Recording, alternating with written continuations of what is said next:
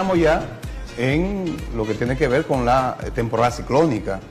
Y eso es uno de los temas que nosotros vamos a tratar con nuestro invitado, pero con nuestro invitado hoy podemos hablar de municipalidad, de seguridad, de todos los asuntos. Hay un tema, lo que está pasando entre la República Dominicana y Haití, con la construcción de un canal y eso. Todos esos temas los vamos a tratar a partir de este momento con nuestro invitado, el ingeniero Ervin Vargas, quien le damos las buenas noches y la bienvenida a Enlace Semanal, ingeniero. Bueno, para mí es un grato placer volvernos a ver y sobre todo en este programa ya tan extenso y convertido en revista, porque la temática que ustedes tratan aquí siempre son bastante importantes, porque la calidad de los talentos que ustedes traen a su programa, pues eso es que la televisión dominicana necesita, el aprendizaje y que cada quien aporte en las áreas que maneja y así de esa forma ustedes como medios de comunicación cumplir lo que es el rol social de los medios, porque ustedes saben, en la República Dominicana el periodismo está muy distante de la ética y sobre todo eso que se aprende en las cátedras universitarias, porque yo no he visto todavía aquí en República Dominicana que un periodista tenga un medio de comunicación. Y eso hay que ver, ustedes se ponen a investigar y resulta que todo está en manos del empresariado como una forma de ellos poder interactuar. Sí, y controlar. En lo que es la vida social, política y económica. Es así, es así. Ingeniero, esta semana hubo un movimiento telúrico. Sería interesante ver desde esa perspectiva, porque hay muchas personas aquí, yo conozco, ingeniero, que duermen con el famoso pito, la linterna, sí. O sea, las recomendaciones aquellas para si algo grande pasa. Y más aquí en Santiago nosotros tenemos un crecimiento muy hacia el área de Gurabo, edificaciones y demás. Entonces sería interesante conocer un poco de cómo estamos, porque nos habían dejado como tranquilos. ¿Qué tan vulnerables somos aquí en Santiago? Yo parece que tengo como un termómetro o un sismógrafo puesto encima de mí, porque mientras nadie hablaba de los terremotos, precisamente la noche antes de ese evento telúrico de 5.2, que es la continuación de la falla de Puerto Rico, ahí donde ocurrieron los temblores de magnitudes medianas, pero que hicieron mucho impacto precisamente porque las edificaciones eran muy vulnerables. Ese mismo terremoto en Puerto Rico hubiese ocasionado bastante daño en la parte sur de Puerto Rico, y en la República Dominicana no produjo absolutamente nada, lo que significa que en la noche hablo de dónde provienen los terremotos. Porque la gente muchas veces, y sobre todo nuestros viejos, siempre dicen que cuando tienen calor parece que va a temblar la tierra. Y entonces es bueno que nuestros televidentes entiendan que el terremoto no es producido por acciones climáticas. El terremoto no tiene que ver con el aire, no tiene que ver con la temperatura, no tiene que ver con el cambio climático, sino que es un evento geológico fruto de que el mundo está dividido en 13 grandes placas y todas se están moviendo en distintas direcciones, una coalicionan, como es el caso del Pico Everest, por eso está creciendo siempre el Pico Everest. Europa, África y América del Sur siempre estará mucho más distante porque esa placa ahí precisamente se distancian una con otra. En el caso desde Chile hasta Alaska, ustedes ven que hay los Andes y las montañas rocosas de los Estados Unidos, porque ahí la placa del Pacífico está penetrando directamente sobre la placa de Sudamérica. Y en el caso de la República Dominicana tenemos una cuña en el norte que se mete por debajo de la isla, que es la gran placa de Norteamérica. Y en el sur tenemos la trinchera de los muertos, que también hace una cuña sobre la isla, por lo cual la isla siempre se va a estar levantando, y si ustedes observan las cordilleras cómo están, todos están este-oeste, lo que significa que aquí nosotros no tenemos un sistema montañoso que esté en norte-sur, porque es que esas grandes placas están plegando la República Dominicana y están acumulando energía. Entonces, a medida que van acumulando energía, llega el tiempo de disipar energía repentinamente. Eso es cuando se pierde el equilibrio entre las dos zonas de contacto. Es decir, si tú tomas una goma de un tirador, que no sé si habrán tiradores ahora mucho más modernos, ¿verdad? Porque todo ahora se está sustituyendo. Sí. La patineta no era la de Javilla, ya las patinetas son eléctricas. Pero a los- tradicionales. A los trompos le dicen blay. Sí, sí. Entonces, cuando uno toma una goma de ese tirapiedra, cuando no está estericada, no hay energía acumulada. Ahora, a medida que se va estericando, va acumulando energía elástica. Entonces, cuando se rompe, disipa. Y es el mismo efecto de los terremotos, y que por tanto, apenas horas, yo tenía el tema de los terremotos y en la mañana me desperté con un evento porque la gente de la República Dominicana y sobre todo las instituciones que son las culpables, si nosotros tenemos estudios científicos, tenemos estudios de planificación, de ordenamiento territorial, en el caso de Santiago sabemos todas las certificaciones que pueden ser impactadas en Santiago, porque tenemos un levantamiento de todas las instalaciones públicas, los hospitales, qué pasaría en nuestra plaza, qué pasaría en nuestro colegio, en nuestras escuelas, qué pasaría al ayuntamiento, qué pasaría al elevado de la Estrella de Sadalá. Entonces, el por qué si tenemos lo más difícil que es los datos científicos, el por qué nosotros no comenzamos a hacer una campaña agresiva para que el evento geológico sea de menores daños, no de menor magnitud. No, pues. Porque la magnitud, eso viene dado en una escala de Richter, que cada grado que pasa es 32 veces más grande. Es decir, que un terremoto de 7 comparado con uno de 8, el de 8 es 32 veces más grande que el de 7 porque disipa 32 veces más energía. Las edificaciones en Santiago se toma en cuenta a la hora de la construcción esa situación sísmica. Bueno, que nosotros tenemos una amalgama. Tenemos una masa edificada que tiene que ver con lo que se construyó antes del código preliminar, porque en el 79 se aprobó aquí un código preliminar que, según Coromina Pepín, que Dios lo tenga en gloria, él me hacía la historia que él, como secretario de Obras Públicas, tuvo que ceder porque había sectores que no querían que se aprobara el código definitivo. Y por eso se le puso un preliminar que eso cabalgó hasta el año de 2012, 2013, desde 79. Y entonces esa masa edificada que está ahí, donde no se tenía mucha experiencia sísmica, se construyeron con muy poca ciencia de qué es vulnerable y qué no es vulnerable. Aparte de eso también el desorden que hay en todas las poblaciones grandes a orilla de Cañada, que eso se está construyendo sin ninguna planificación, sin ningún control, y además también algunos ingenieros empíricos. Tenemos una masa edificada bastante vulnerable. En los últimos tiempos hemos avanzado porque ya tenemos un nuevo código sísmico y Obras Públicas, el Ministerio de Obras Públicas está bastante fuerte. O sea, está exigiendo y yo entiendo que estamos trabajando perfectamente en cuanto a las nuevas edificaciones. Ahora, en cuanto a las viejas, nosotros sabemos que aquí todo lo que esté a orilla de Cañada va a tener graves problemas porque no le colocan ni el acero suficiente, pero tampoco le colocan el concreto suficiente. Entonces, a orilla de Cañada, nosotros tenemos un mapa de amplificación sísmica que todo lo que esté en un terreno arcilloso va a amplificar. Al amplificar, el movimiento telúrico va a durar más en movimiento. Al durar más en movimiento, entonces esas instalaciones van a durar más tiempo en interacción con la onda sísmica y entonces la va a tumbar, que no es como en el caso cuando la onda sísmica pasa por roca, que pasa muy rápidamente. Por eso, cuando hay un evento sísmico, hay sectores de Santiago que la gente no lo siente, hay otros que lo sienten más, y nosotros tenemos identificado que cuáles edificaciones pueden tener problemas en el caso de un terremoto en Santiago.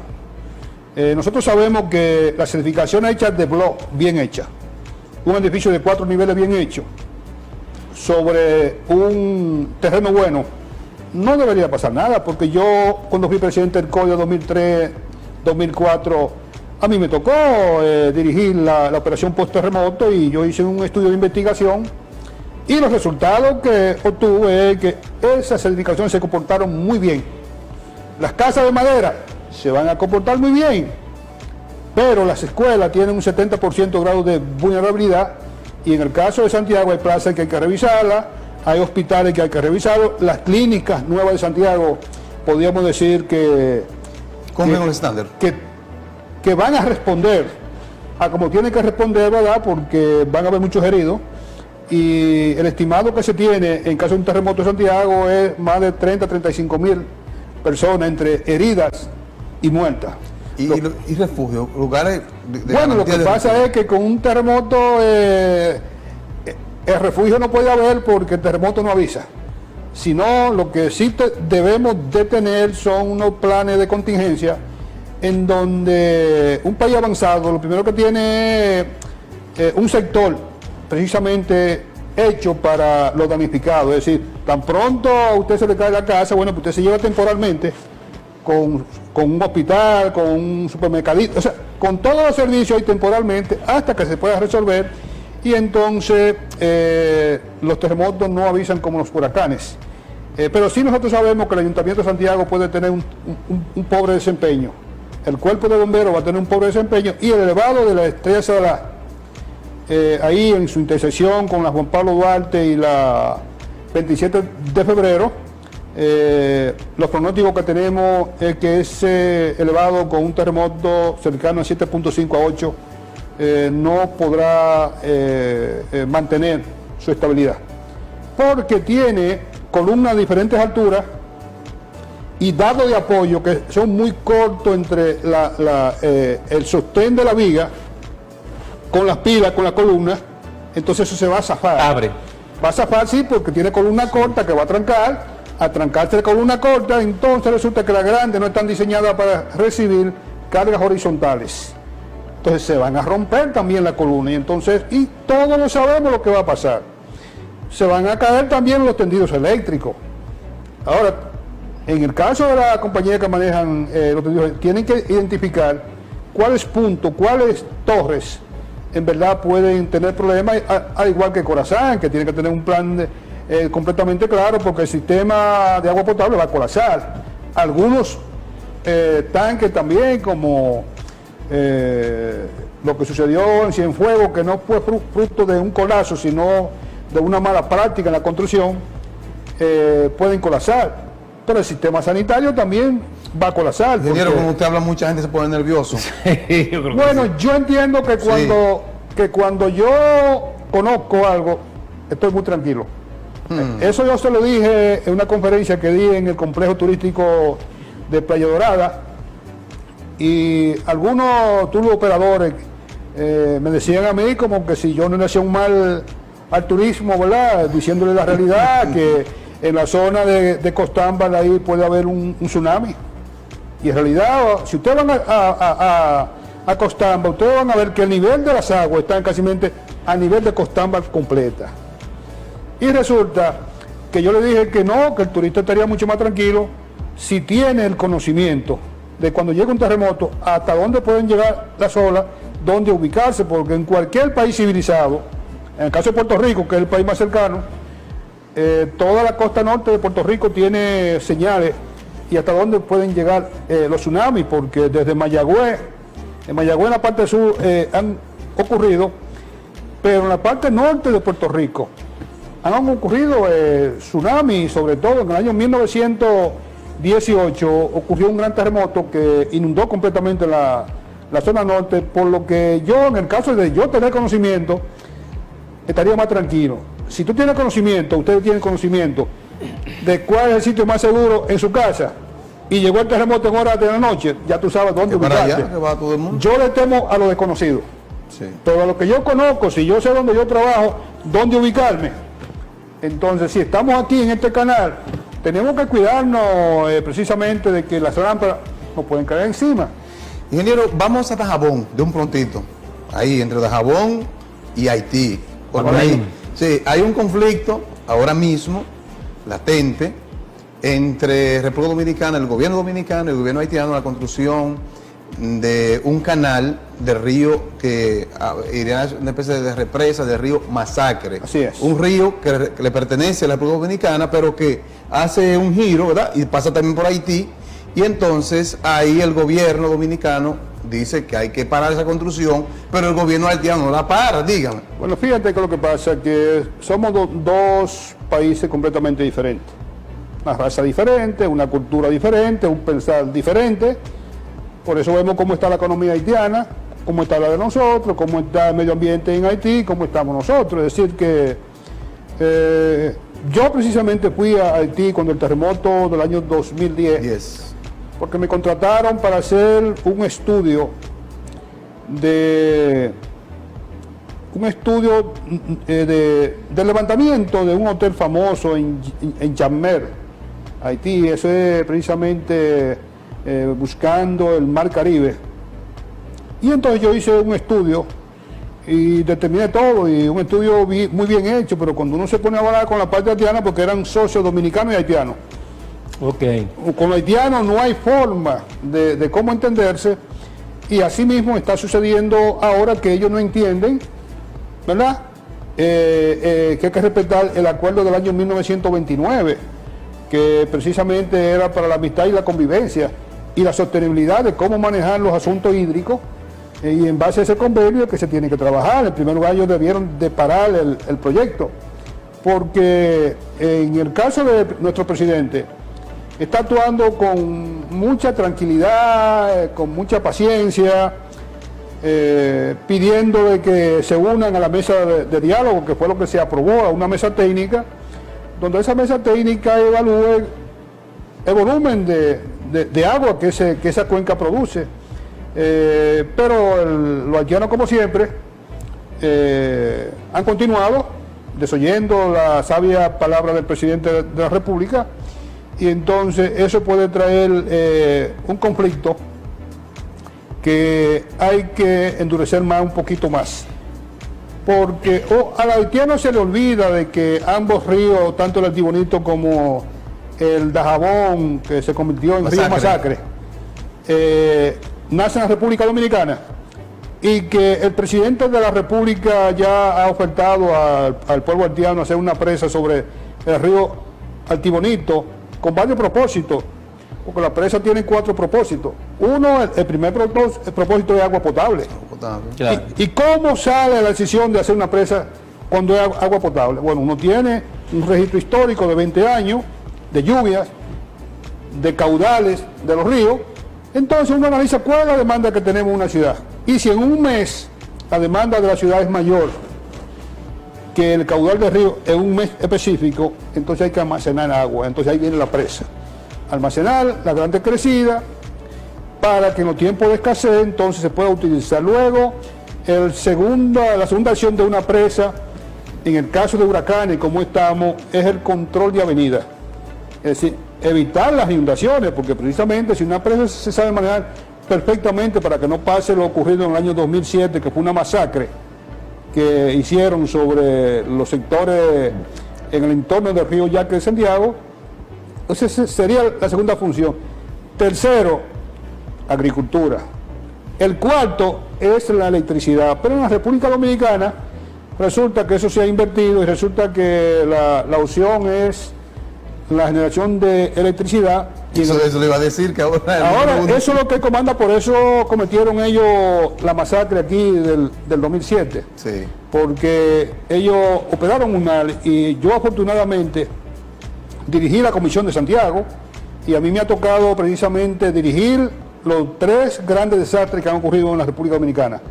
Que eso, yo diría que es una bendición de Dios, porque yo dirigí la comisión técnica que estudió el desastre de Jimaní, el Río Blanco, allá. Después estudié el asunto del terremoto de Puerto Plata, y además también me tocó también lo que es la tragedia de la presa de Tavera, pero además también el colapso de Multicine de Santiago. Es decir, entonces, si los haitianos saben que si ellos respetan a la República Dominicana puede construir presas, la de Altibonito, utilizarla para nosotros, y después dejarle a ellos lo que quede. Y en el caso del Masacre, nosotros, es un río pequeño de una longitud de 55 kilómetros, el cual le penetra como de 5 a 10 kilómetros dentro del territorio haitiano, pero las cuencas, el río nace en la cordillera de ahí de Loma de Cabrera. Entonces, nosotros en el caso de que ellos continúen, porque ya la vía militar ya sería la última vía, porque ustedes han estado escuchando que las guerras modernas van a ser por el agua. Y resulta que ese río, fruto del cambio climático y fruto de la cultura haitiana de hacer carbón, todo lo que ven verde, automáticamente de hacerse ese tipo de proyectos, la zona que está debajo del punto donde ellos quieren hacerlo, que es como 5 kilómetros antes del puente por donde cruzan los haitianos hacia Dajabón, automáticamente no hay garantía de agua de ahí hacia abajo, incluyendo los acuíferos que están en esa zona, más unos humedales que están en la desembocadura de Manzanillo, por lo que la primera opción es decir, bueno, si ustedes no respetan esto, nosotros tampoco vamos a respetar, y entonces le vamos a desviar el río. ¿Cuántas tareas de terreno se utilizan allí para el cultivo agrícola y de ganadería? Yo estimo, por ejemplo, la cuenca del río Masacre, estamos hablando de 858 kilómetros, más o menos.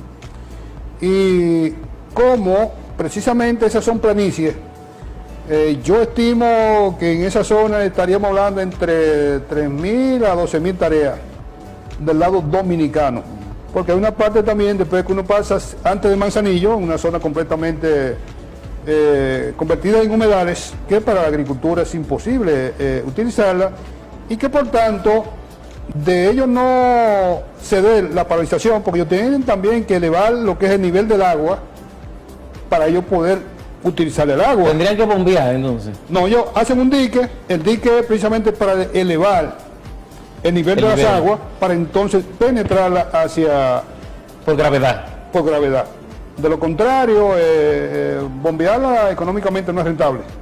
Y que por tanto yo soy de acuerdo de que la mesa técnica se siente, estudie hídricamente, y de esos estudios va a resultar de que de ellos desviar 1.5 metros cúbicos por segundo, estaríamos hablando de que la República Dominicana, desde ese punto hacia abajo, no tiene garantía de utilizar el agua. Y además también la frontera se perdería, porque un río que no tenga agua automáticamente puede ser transformado, porque precisamente lo importante de esto es que el río es precisamente el punto donde define la frontera entre la parte, estamos hablando oeste de la República Dominicana, con en el caso de Juana Méndez, que es el poblado de mayor cantidad de habitantes.